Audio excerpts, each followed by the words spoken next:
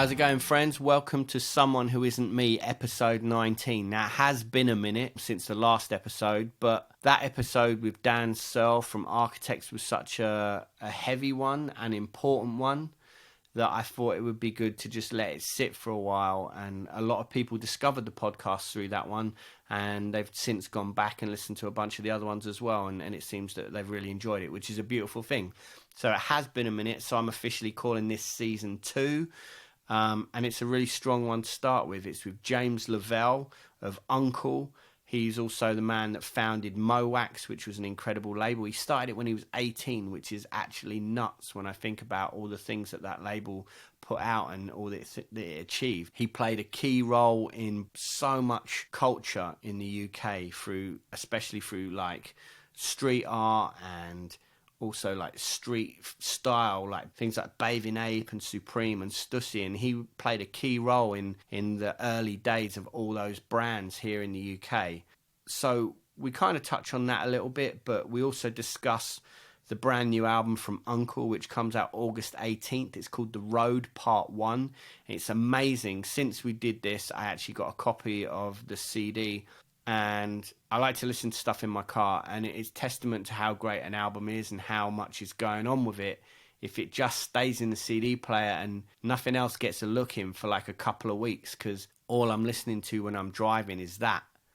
It's incredible. It's a brilliant piece of work. So we discuss a bit about that album. We also talk a little bit about the documentary called The Man from Mowax, which I got a link to before doing the interview as well. So whilst I was listening to the album for the first few listens, I was then going back and watching the documentary as well. And so for me, they kind of ran in tandem, and I was experiencing them both at the same time. And I kind of gave that as my viewpoint for the start of this, as you'll hear.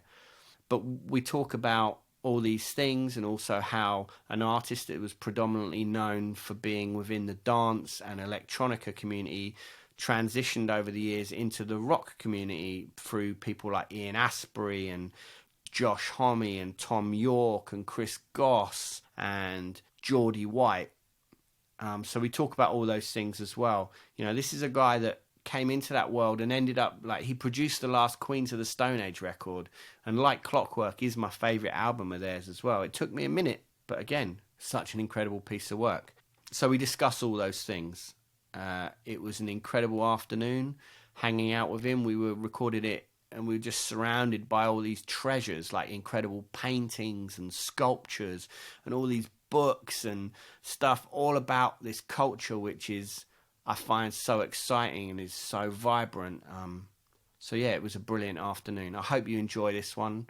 I'm really chuffed with it, and I know that he really enjoyed it as well. So yeah, this is James Lavelle. I got sent a stream of the album, so the thing that I struggle with a little bit, I understand the way things are now, because you just can't send things out in advance the way it is, so that someone can drive around with it in their car and look at it. Yeah. But Twiggy texted me the same thing last night. Oh, really? He said, I love the album, but I really just want to listen to it in my car. Yeah. There you go. It's a funny thing. Like, I get it. I'm not. Well, the thing is, for me, is like it's clearly so dense. There's so much going on with it. But then I think that's the way everything is that you've done. Yeah. And like, I've watched the documentary as well. But it almost feels like that they sit together. Yeah. Because with the way the album starts with the quote of this, looking back at your life, I won't even try and quote it word for word, because I can't even remember the exact words, but yeah, it's saying that essentially you're looking back and this is the journey that you've travelled, right? Yeah. Which is where the album title comes from, I presume. Yeah. Because it's so evocative, isn't it? Before I even listened to it, you see the title, and it made me think, okay, that's obviously referencing a journey, and I wasn't sure at what point of the journey I think we were at. It's a metaphor for different journeys. So there's the past, and there's now, and there's the future. Yeah. And the road being this thing that you're kind of constantly on this journey through life. But also it's this thing that the record and the way that a lot of the recordings are taken and had been created were just being on this sort of finding yourselves in different places over a period of time, and that then culminating into a record. Yeah. You know, so this record was recorded in Venice in Italy, Naples in Italy, Somerset, London, LA, Berlin, and so those sort of, and also through that process was I'd split up with the last incarnation of UNKLE, which was very difficult and very soul destroying, and I found myself very lost for a while, and then how I started to re-engage my creative life, and that there was a sort of backseat on doing UNKLE, and I was working more with artists and doing sort of collaborations, sort of weird music art collaborations, and I ended up in places like Cuba and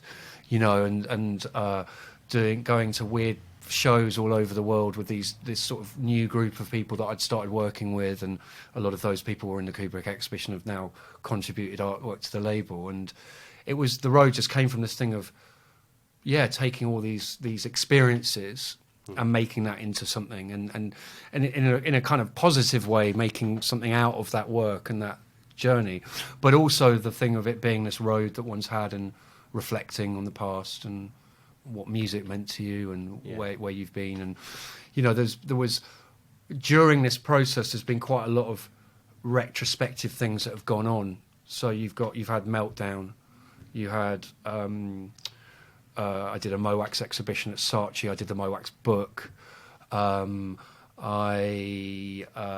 documentary, and so there was a lot of stuff dealing with the past, and it was cathartic, but it was painful as well. It was good, it was bad, it was, the documentary, I didn't direct it, I didn't produce it, I creatively supported it, and I wanted to make something, I wanted it to be hopefully something that was good. I didn't realise it was going to be so hardcore. Yeah, it's pretty unflinching. Yeah, and that was hard, but I took a view that we live in a world now where, if you get a musician's documentary, it tends to be produced or directed by them, and it's all nice and everything looks great. And actually, this has been part of the journey. I think there are, the director, the producers have their agenda, and they want to make it into this kind of good versus evil, big, the highs, the lows, and there's a lot of stuff in there that I don't think was shown that I would have liked to have, but they didn't feel that was the story they wanted to tell. Yeah, of course. And there's quite a few people in there. It gets a little. The only thing the one thing that annoys me a little bit is that they sort of paint this picture of me constantly not having long-term relationships, and yet there's about 5 or 6 really key people that there's not in the documentary that are interviewed that I've been friends with for 25 years from day one, or something like Ben Drury, who's in it for 2 seconds, who designed Moax, who I've worked with since we were 18, or my best friend that helped work on this record that I've been friends since I was 14. But they came much more at it from the sort of DJ shadow angle, but I sort of just let it be what it was, and I think that I definitely have had a few freakouts about it, and I have a very good manager who manages Nick Cave. Yeah. And Brian, Brian Message, who's, he works with Radiohead, and Nick and PJ Harvey, and he said, acts that have not always had the easiest journey, and are not really acts that should be polished. And the thing about, he was talking about Nick and saying, look, until I worked with Nick didn't know anything about his business, his career. It was just this constant sort of snowball getting bigger and bigger, and then we stopped and we're like, you need to just look at these things and then how you rebuild again. And in many ways he sort of compared, I'm not comparing myself to Nick, who I think is amazing and one of the greatest artists in this country right now. Yeah. But I think he was saying that, look, at the end of the day, like, just show it, try and be okay to let it go out there and show people that you have constantly tried. And he's like, he said something funny like, I've had 3 successes in my life, and yet I've managed 1,000 artists. They just happen to be great successes. Nick Cave, Radiohead, and something else. And he's like, I think that all you've tried to do is what the artists that I think are important have done, which is you keep trying and pushing. And it is difficult, but it's not about showing, it's not about being perfect, because everything is perfect. Instagram is perfect. Every photo is perfect. And there's none of the dust, the stuff that goes with it. And actually that's the reality. that's the reality, Yeah. So I think that I let that go, and I'm sort of I look at it as a kind of bookend to a period of my life. Yeah. Unfortunately, there are people in there that I fell out with. There are people that I really loved that I heard, and I think people have to remember that I was very, very young when I did what I did. The record industry was very different. I wasn't particularly protected.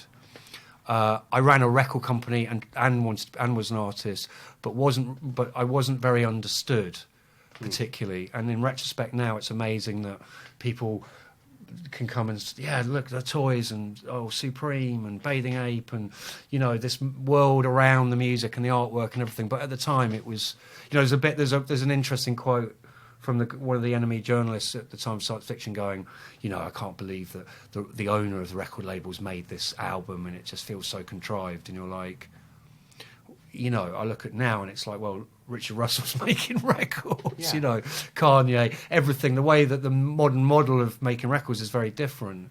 And I just think that there was a time that I wasn't very understood, and it had quite a detrimental effect to how I dealt with my childhood, because I didn't really have a childhood. Yeah. I was 18 when I had the Mowax. I'd been DJing before that. I was 21 when it all kicked off, and I was 27 when it finished. Mowax, and then and also the record industry was this amazing place where you think about when we were kids, you would be at school, and when you were like 14, they're like, okay, you're going to do work experience, and you can either work in the service industry, or you can go be a lawyer or an accountant, or if you're lucky, maybe you can go be an artist and go to the Ruskin or go to St Martin's, but a real Picasso painter, and the idea of what I did was just not understood. But when you got into that world, it was like you'd gone into Alice in Wonderland. Yeah. And it was like, here you go, here's a load of money, and you can do whatever you like. And guess what? We're going to encourage it. Yeah. And if you look at all this white powder, and look at all these sweets, it's like the Adam's apple thing. And you take a bite of the apple, and 20 years later, you're sitting there going, what the fuck was that about? Yeah. Well, it's an incredible thing, isn't it? I think that's, unfortunately, that seems to be the lot of somebody that's an innovator. Yeah. In a sense, because, I mean, you look back at all the achievements that you did and are continuing to do. And I think, you were innovating on all those things. And I think it's interesting because it would be such a different... Or would it? I don't know whether it would be different if it was somebody of that age in the situation in this current world that we find ourselves in. Would we even be in that world if people hadn't forged ahead with all different aspects? You wouldn't, because Kanye and Pharrell and all what I think who are the precursors, who are the modern, the way that really what I created. I'm talking about the world outside of music. Yeah, they got that from my community. Yeah. It came from them going to Japan and meeting Nico from Bathing Ape. Yeah, that's how that started for them. And I was a person that had worked with Nico for 10 years before that. Yeah. But it also existed when there was no internet. Of course. So you couldn't buy the stuff anywhere. You couldn't see it anywhere, apart from if you opened the Face or ID or were hanging out in the clubs. And also I think for me, my journey, I came from acid house and hip hop. There was, the rave culture. There was a drug culture, very hedonistic culture, and it was DJ culture. And that was that was the core of where everything came from discovering whether it was sneakers or T-shirts or girls, drugs, music, record, everything. That was the center point. And I was very young, and I think that maybe if I'd understood what I had, and if I had maybe be a little bit more patient and also not thrown myself so far into places, I would have had a different type of career. But then again, if I hadn't, I don't know if it would have happened. Yeah. Do you know what I mean? Yeah, no, I know. Because exactly people didn't come to me, I went to them. Yeah. I wasn't the cool kid. Everybody now goes, oh, you were so cool then. It was like, I wasn't, at the time, I wasn't the cool kid. I wanted to be. There were people around me that they were the cool ones, the Massive Attacks and the Michael Copperman that ran Give Me Five that did Stussy, or Ronin, who were like the DJ, you know, the cool DJs or whatever. I was 10 years younger than them. And so I was sort of 21, 22, 23, trying to run this business, this situation where most of your friends are your age, you've got a load of money, they don't. You're not thinking about buying houses, you're thinking about buying things that related to you. So it was kind of sneakers and toys and paint, you know, street art and whatever. But the industry didn't understand it. So when I was doing Mowax and I did Mowax Arts and we're trying to do toy stuff, you know, it's all great now that it's brilliant now that you can do retrospectives and show stuff out, but nobody bought it. You know, yeah. People weren't buying into that. They didn't really buy into it until Pharrell and Kanye started doing it. And at that point, I had kind of cleared the path, and I'd also kind of I reacted against it. I didn't. You know, the thing is, I remember there was a point where things were going difficult for me. I lost Mowax. That had a massive financial domino effect on my life. And I was privileged for 5 or 6 years where I did live a different life, and then the rug gets pulled under your feet, and you're still having to accommodate that life because you're, you know, when you've got a mortgage or all the things you've got to pay, and the domino effect happens. And suddenly you sort of going. I remember going to Japan and seeing Nigo, and he had a platinum diamond chain, and it was £1 million. And I just looked at it and I was like, I'm not part of this. And it's like, and it all sort of went that way. And to me, it was like, this isn't my thing. I wouldn't wear £1 million around my neck, you know. Yeah. Yeah, but then it's hard to explain. I don't mean it in that way, but do you know what I mean? Like, I it was exactly so bling, and I'm like, this wasn't. It wasn't bling for me. It was what we were doing when we started all that. It was a very teenage thing. We'd grown up on Star Wars. We'd grown up on, you know, hip hop, the Wild Bunch, Massive Attack, you know, Public Enemy, Def Jam, and we just wanted to do those things. Yeah. We wanted to do Stussy, so just screen printing a T-shirt was like the most amazing thing ever. And then you do that, and then that would sell, and then you go, wouldn't it be amazing if we could make a toy? And it was because of Japan. It was like we met the best toy company, which was Medicom, and went in there and made toys. But you weren't thinking of it as an industry.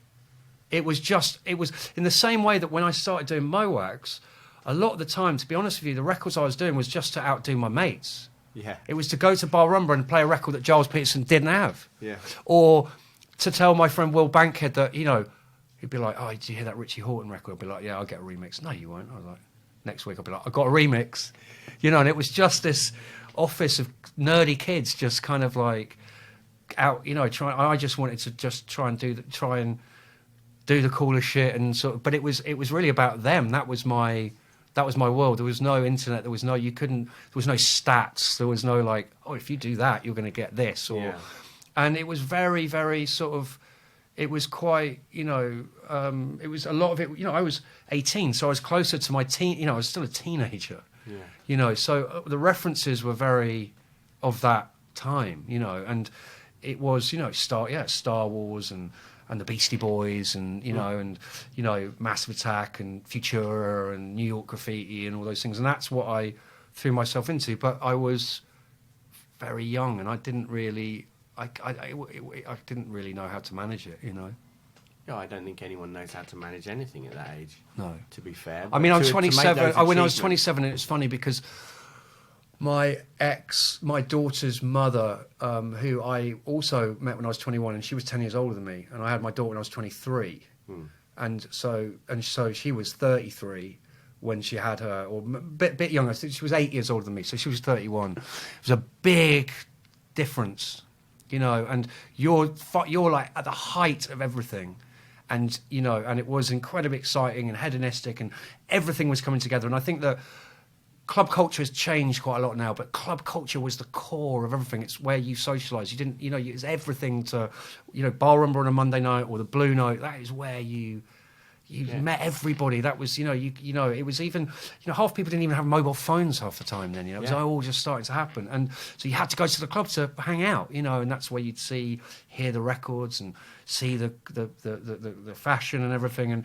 And you know, but she was older, and she was like, had she done all that? So she was going to bed at 10 o'clock, and you're starting to DJ at 3 a.m, and it was just, everything was a bit off kilter. And I remember a couple of years ago, she said to me, "Oh, A$AP Rocky, he's so great, he's so young," and I'm like, 28. I was finished. I was. It was all done by the time I was his age. Everything had finished. I was like, fuck. I was young too. Yeah. Once.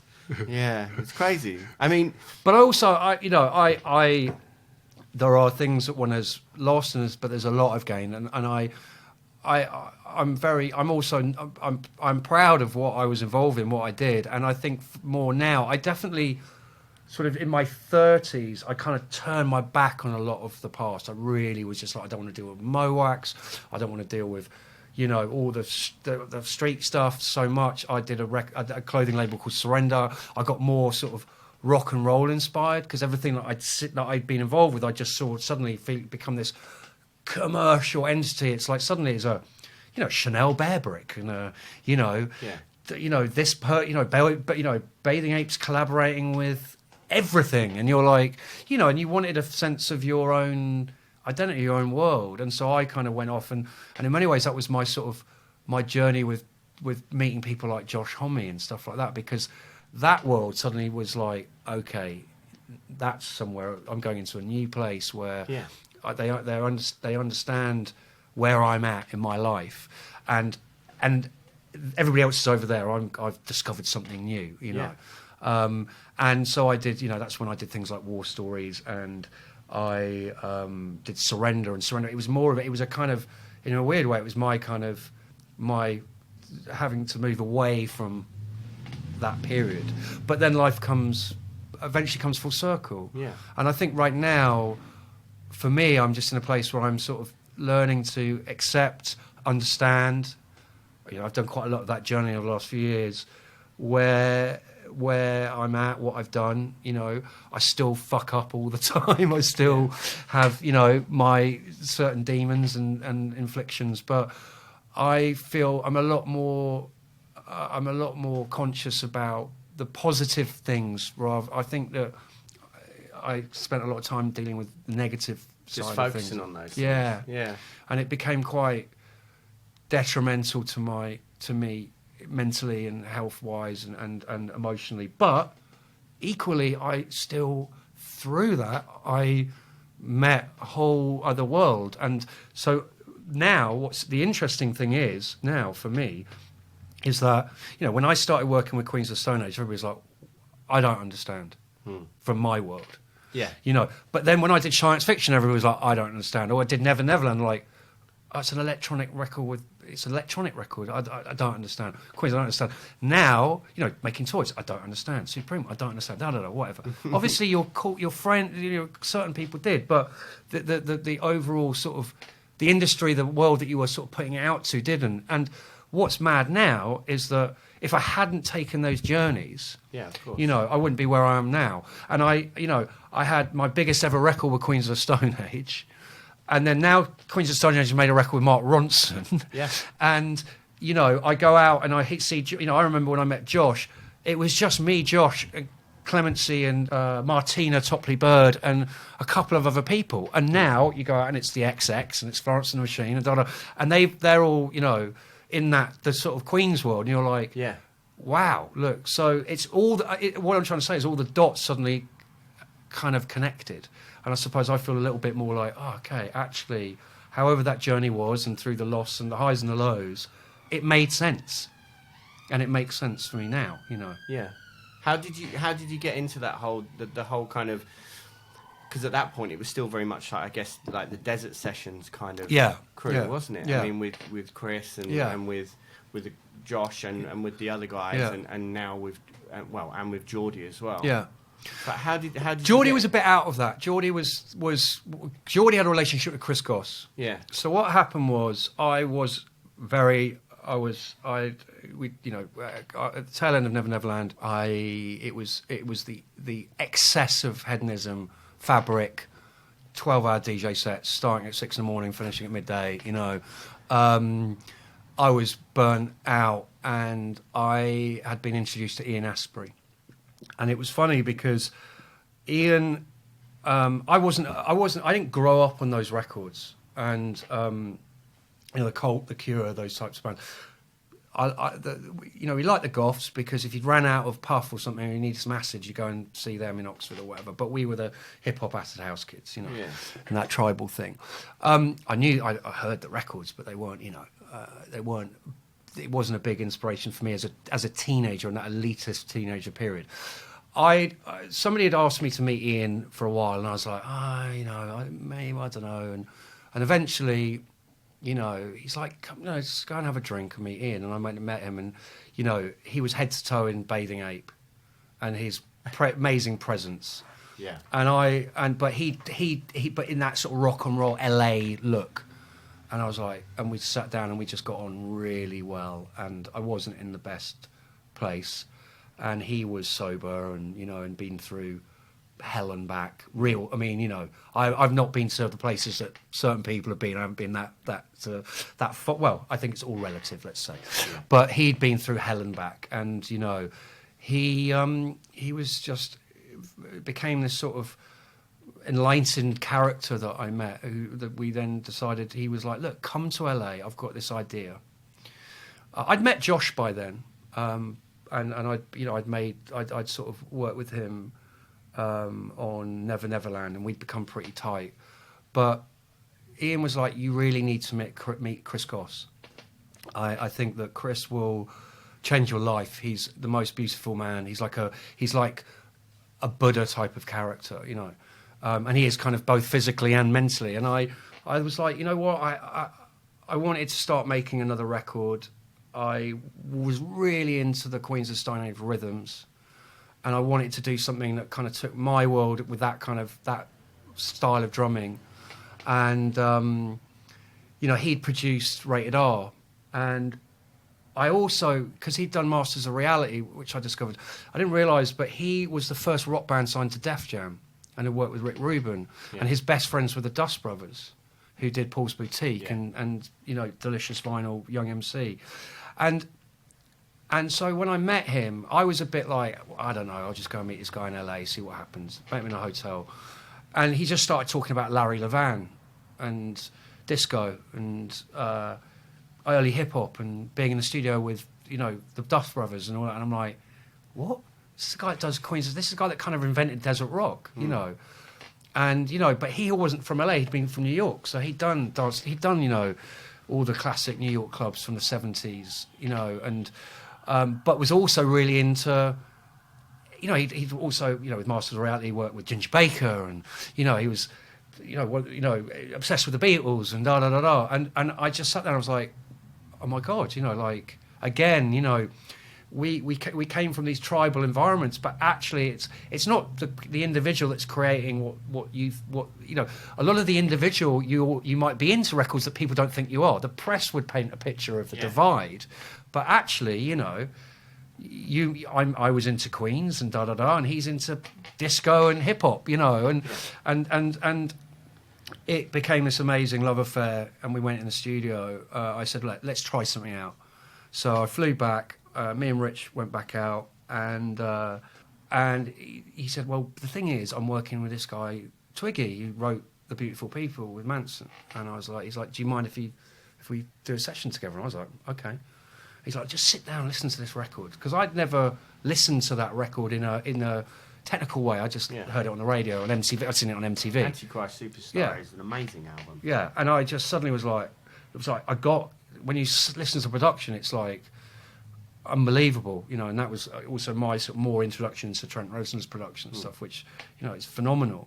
And I just was like, I'm going with the flow here, and we got Ian Astbury. It was me, Ian Astbury, Twiggy. It's an amazing drummer called Johnny, I think. I've forgotten this a while ago. It sounds bad, but I think it was Johnny. And Goss, me and Rich, and we went and we did Burn My Shadow. And that was the beginning of that, going into that world. And then I went back to London, finished off the end of a load of touring or stuff that I had to do, got even more burnt out, and I was like, Goss is like, are you going to make a record with me or not? And I'm like, I'm packing my bags now. I'm coming to LA. I'm coming for 3 months. I went to Rancho in the desert, and that's how I met Dave Catching and BOC, who played a lot with Eagles Death Metal. Josh was going through pretty mad time when he was doing, you know, just pre-era Vulgaris, but amazing, you know, got him into a couple of sessions, so that's where like Restless came from, and Chemistry, and you know, I ended up singing my first song, and that was a big deal because Goss was like, you know, man, you know, I was in the studio and we were in Rancho and we we're messing around. It's a house, so there's loads of rooms, like a house, like a sort of bungalow style desert house, and you know, the kitchen's a live room, and you know, the living room's the desk, and then you've got the bedrooms. Everywhere's a room to record in, and I was pissing around with with this engineer that we'd hired in the back, and just with Dave Catching, and just started singing this song, and Chris just walked in and he was like, stop. I was like, what? He goes, you got to record this song. I'm like, he's like, it's your record, man. It's your thing. It doesn't matter what anybody thinks. Yeah. It doesn't matter how old you think you are. You know, I was at my, you know, probably I was about 31, I think. He's like, you have to do this because it's about you growing as an artist. He's like, it's all fucking theatre, man. It's opera. This is what making records is. Like, stop trying to be so fucking cool and let go. And that was the beginning of a whole new journey in my life, you know, and that relationship with those guys. And I think all of us were going through big changes in our lives. A lot of that was nocturnal stuff and coming to getting, you know, kind of reaching the plateau of how high you can go and how far you can fall emotionally. And there was just this amazing synergy with everybody. We had, you know, the beginning of it was the how high you can go, and the end of it for I know for like me, BOC, Goss, I think Josh, you know, Josh ended up getting married then, Twiggy, it was literally like, okay, you know, we've gone pretty high here now, like we're all changing, and most of those guys are older than me, so that was what it did was it created these very strong relationships because you'd gone through quite a journey together. Yeah. And I also think that from me coming out there, it wasn't expected. It wasn't, you know, now it's like, you know, everybody goes on about the Arctic Monkeys being the first ones to go to Rancho. They weren't, you know, like the person I think was most interesting is Martina out of Tricky. Yeah. Because she was way with those guys before anybody. Yeah, because I remember going to see, when Josh was over with Caius, and... Do you know Clemency? Clemency and Martina would hang out, and they'd be like there'd be Sylvia, Lee Hare, and Martina, and they would go to Caius, and they knew Josh, and they knew Hutch, and Josh always, because we were talking about the other day, because I saw Josh the other day and with Clemency, and Clemency was like, because they just thought, oh my God, there's a bunch of girls in the gig at the front, and there's a black girl in the gig. What the hell is this? So they just suddenly stroke up. You know, that's where they got their relationship, and Josh would give them tickets, and that's how they met that whole world. You know, but they were there very early on, right at the beginning, really. But then because it was weird for me because I'd signed Tricky to Mowax, and then he walked off and went to Ireland. And so I was going to put out the record Martina, but I never met Martina when she did Tricky. I met Martina with Clemency and Josh, which was really strange. But for me, she's like, what the hell are you doing here? I'm like, what the hell are you doing here? And that was the sort of end of it. When I was meeting those guys, it was the end of Rated R, the beginning of Songs to the Deaf. So my first show that I went to was, did you go to the LA2 show with Dave Grohl? That's how I met him. Yeah. And I basically, me and Rich had heard A Lost Art of Keeping a Secret on the Radio 1. You know, and sometimes, you know, just a record pops up and you're like, what is that? I really like that. So I went to HMV, bought the album, came back to Old Street, put it on, and we sat there, and it comes on with Feel Good Hit of the Summer. And we were like, oh my God, this is amazing. Let's bootleg it now. And we did a remix that night. Yeah. And I heard through a friend of mine that Queens were doing this show, and I burnt a CD, and I'd never met them, went to the show, and we're like, just, you know, it's like a rock crowd, nobody there. It's, you know, this is really before there's no A&R guys, there's nobody celebrity, nothing. It was just like proper, you know, rock crowd. And I'm about to leave. I'm like, I don't know how to meet him. I don't know, whatever. I've got the CD. And I get this tap on the shoulder. Hey, James. I'm like, Brian Molko from Placebo. He's like, what are you doing here? I'm like, what are you doing here? He's like, oh, we Queen's toured with us recently. Do you want to meet them? And I was like, yep. And I met Josh and Lanigan. And Lanigan was, again, this is funny because Lanigan was a massive Mowax Uncle Massive Attack fan, you know. And so when Brian's like, just leave me 5 minutes, I'll go and see if they want to meet you, whatever. I'm like, they ain't going to give a fuck about us. And they're like, yeah, come back. Yeah, like, we love Uncle, da-da-da-da. I was like, oh, I did this remix. And they're like, yeah, we're off to Glastonbury. We're playing Glastonbury. And they're like, oh, we'll listen to it. And then I put my telephone number on it. And the next day I get this, hey, man, it's Josh. Yeah, I love the remix. We played it at Glastonbury. He's like, let's go for dinner. And then we went for dinner, and that's how it all started. And then this journey and I ending up sort of, for me, on the last album doing Like Clockwork. And, but having these weird parallels to this new album, having this world of what I'd been involved with here and growing up with here. And then this sort of thing that happened in LA and these worlds colliding, and sort of going back to what we were talking about originally, is sort of how now it's all just all woven into one. Yeah, all fused together. Yeah. It's an interesting one, like, because obviously you're an amazing curator and collaborative artist. Do you know when you hear other people's work that, aside from having like, oh, it'd be great to work with this person, do you know who you're going to be able to?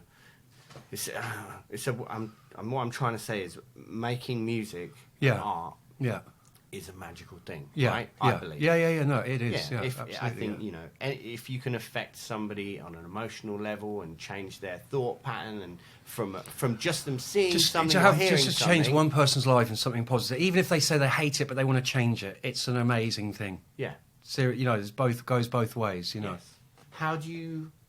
Are you literally just going, oh, I'm just going to, as you said, I'm going to randomly hit this person up? But do you know that there's going to be those connections? Sometimes, yeah. Sometimes it'll be random, but the journey only works if that journey is together. And you just... It's a question you get asked a lot. It's like, how do you meet these people? It's like, how do you meet your friends? Yeah. I don't know. You just you connect. But do you feel like almost as if you're... And this sounds really hippie, but do you feel almost as if that those things you were meant to meet this person? Yeah, I think that most of the really key moments in what you do, and it doesn't work out all the time, are spiritual journeys. Yeah. And, Josh talks very wonderfully in the documentary, very funny. And he's one of the things I love about the documentary. And he's just, he's talking about that journey and how we were there for each other at a time when you needed to be there. You needed to have that kind of relationship, And some of those relationships happen at a period of time, and they exist in that period of time. Yeah. And some of those things go on that's the journey you have through life, But it's... I've worked with a lot of people that I haven't continued to have relationships with, not for anything negative, but most of the stuff that I've done that really has been at the core of what I've done are relationships that have been tested over the period of time. That's why I get a little bit annoyed at the documentary about them saying that it doesn't, because actually, I've worked with Josh for 16 years now, and Goss and Astbury and people for longer. But I think that it is also just this thing of, it's an emotional thing. I mean, you're going to gravitate towards each other because of the art that you create, okay? Yeah. That's the first thing, if you haven't met somebody before, So I can hear a record and go, this is what music does. You go, that's talking to me, I feel that. And also because I make records where I'm not the the predominant lyricist on a record.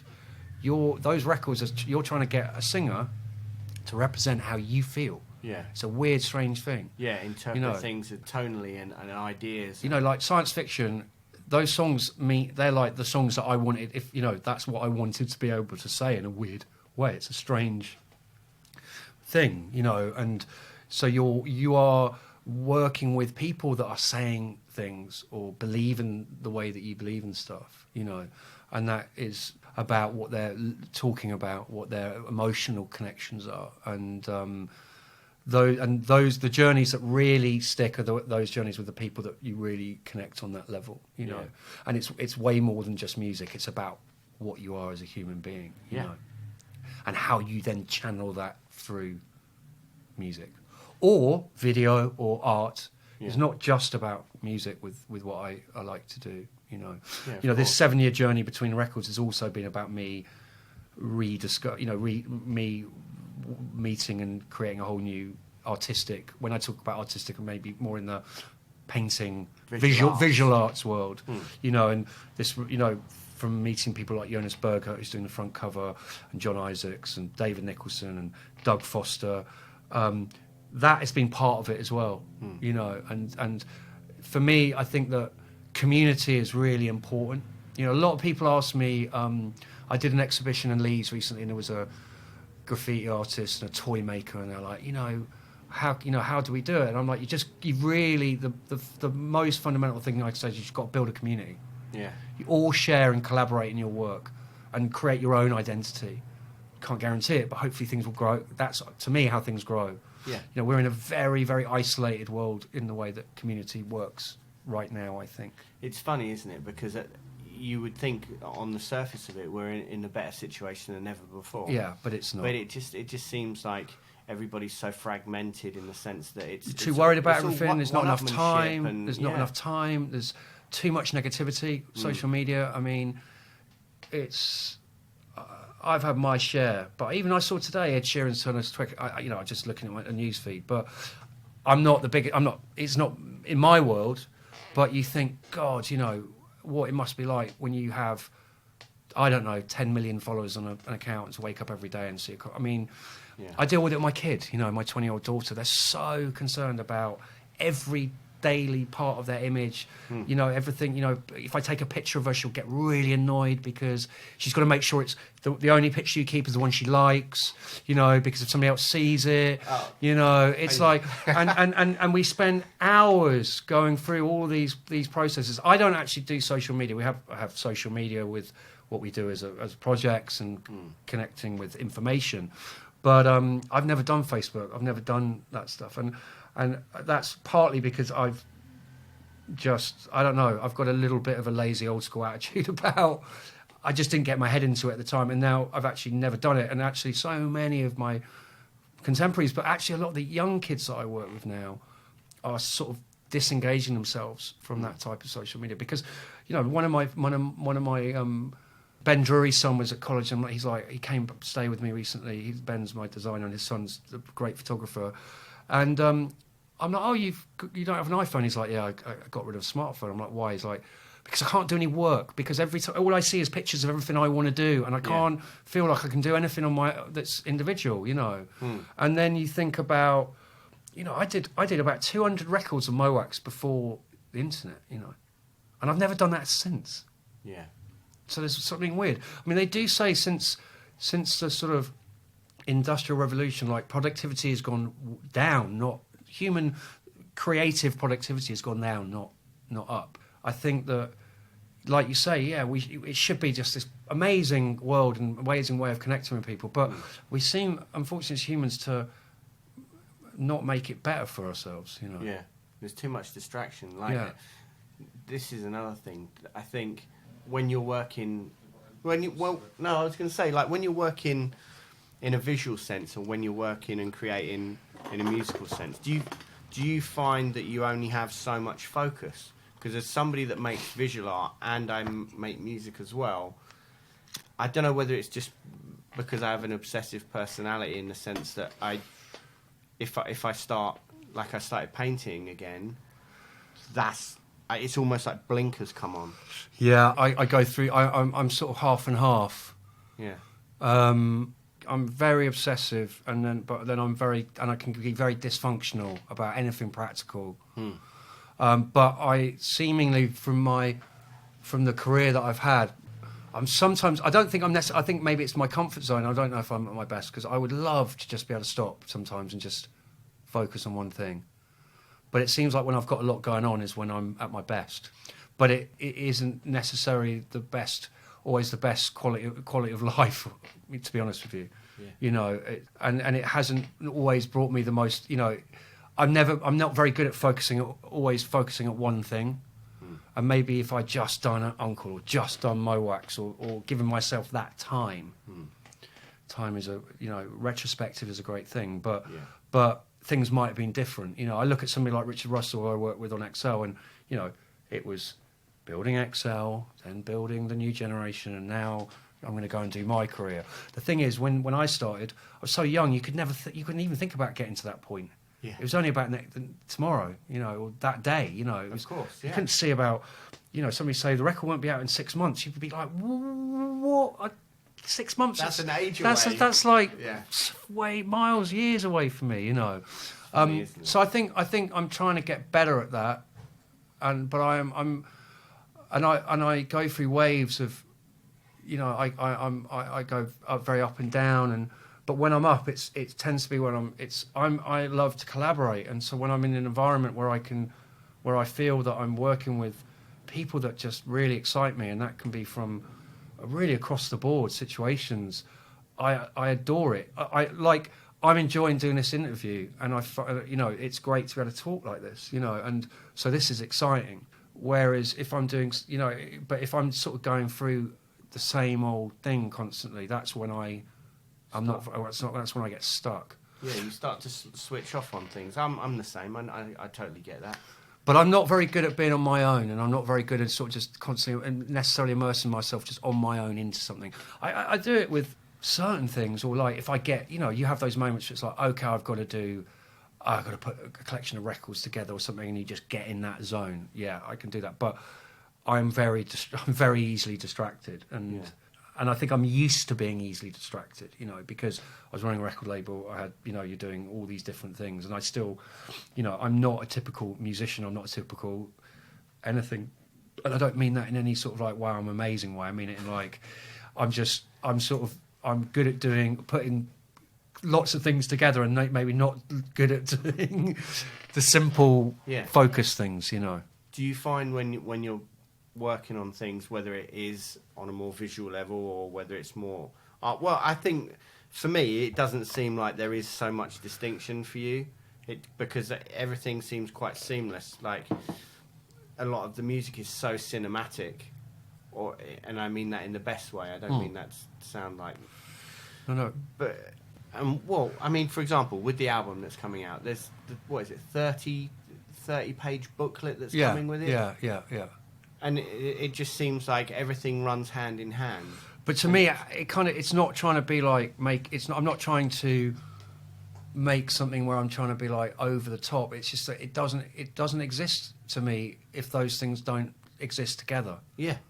I don't want to put a record out with a front cover and that's it. It doesn't make sense to me. You know, to me, it was about building universes and record labels and great bands. You know, I was I used to remember getting so criticised for the idea of how, you know, when I was doing my wax of these sort of ideas that one had, but I was like, this sort of idea of, oh, you know, well, it's music, visuals and fashion and da-da-da, that's so cheesy. It's like, well, wait a minute, all the great things to me were, you know, whether it was hip-hop, whether you look back and any movement, any creative movement, there was a movement, and it was never just about... No, it was a microcosm of all these things. Things, you know, and it wasn't just about, okay, just the painter or just the musician. You know, hip-hop was about the dancers, the clothes, the politics, the music, the sampling, the records, everything, you know. Yeah. And I don't think that's dissimilar in any movement, whether it's rock and roll, whether it's being a goth, whether it's being into acid house, whether, you know... and I feel that for me, identity and creative identity and working in that way is essential to what I do. And the basis of it is music, but out of that comes video, photographs, artwork, and to me, every great record has that identity. And that, whether it's Blue Lines to Sgt. Pepper to, you know, Queens of the Stone Age, what, you know, as examples, whether it's the Beastie Boys, Def Jam, Warp, you know, Blue Note, whatever, the list goes on. James Brown, whatever. They created worlds. Yeah. And when you bought their records, you bought their world, and those worlds were, hip hop records. It was incredibly important to buy the album and read the credits, because you read the thank yous and you think, oh, well, who's going to come next? Who are they hanging out with? Yeah. Do you know what I mean? And, exactly. I know exactly all what that you mean. stuff. I found so many great artists through that. Yeah. And I think that's something that gets lost now, because I think, unfortunately, with digital media, there are great positive sides of it, but the downside of it is that you go on Apple or you go on Spotify, you don't know who's done a cover, who's recorded it, who's engineered it, who's produced it, who's played on it. Nothing. Really. Everybody is collaborators, unless you are the one genius musician that does everything, and there's not many of those. Yeah, They're not really. Well, Prince died, so yeah. And equally, they also make a lot of crap when they're like that at times. Not to say that I haven't as well. I've made a lot, but I mean it in the sense that you can't. It's like you build a house. You do need a plumber a lot of the time. You do need somebody to lay the floor or lay the foundation or build the roof most of the time. Yeah. And I think music and art is like that. It's not just about the one individual. It's about the culture that goes around it. And I want to show that world with what I'm doing. I love that. I this 7-year period, like I said, has been about putting all that together. Whether it's the collaborators on the record, whether it's from both the past and the present and the future, to the artists that are creating all the visual elements, to the people that you perform with, the teams of people that you work with that help you release the record. Everything is about that community. And what is really exciting for me now is that it's like I've got great relationships from the past, but there's this whole new world of new people or new relationships that have worked from the last sort of 7 years onwards, that it's really exciting to feel like actually like I'm back to the beginning. And I feel a little bit like, for the first time in a long, long time, it feels like the energy that I had when I was doing my wax. In that way, working with people like Elliot Power and Mink, and Keaton Henson, and then Esker, and then you've got the relationships in America. You've got somebody like Lanigan, and putting that all together and having that energy where there's the sort of OG energy, and then there's this young, and I'm learning, and I think that in your life you can go through periods of, the beginning was all naive and learning and everything's new, and then you go for your kind of like, I know everything, fuck off period, and then you suddenly sit there and go, oh wow, where am I going? I'm 43. I feel like there's so many things in my life I haven't done. I'm going to look at where am I going to be in 10 years time? What am I going to take, the lessons I'm going to learn? And I need to be inspired. I need to learn again, because it's all changed. 7 years. It's kind of, I look at it as the Facebook period, and since that to now, you're like, it's all changed. So putting this record out is, I'm thinking, oh, you can do this and that, that's how it works. It's like, it ain't like that anymore. So I'm learning a lot, but with this great bunch of people that I work with, especially these younger kids that I'm working with, like George, who's co-designed the record with me, they're sort of 24, 25, 26 years old, and they grew up with them. They discovered my records, whether it is Elliot's mum used to go to Bar Rumba, or George going to design, going to art school, but being into street art, and they suddenly this group of kids are like, they know more about me than I do, Yeah. But they also see it in their way, and it's about sort of engaging in that way, and this sort of new community. And for me, that's what it's always been about. It's about community. So when, one of the reasons I didn't do, a new record for a long time is I didn't feel like I had a community anymore. That community had ended. And I needed to re-find, build a new commune, creative commune. Amazing. That's a great point. Cool. Awesome. Thanks, man. No, pleasure. Really great. Thank you. Cool.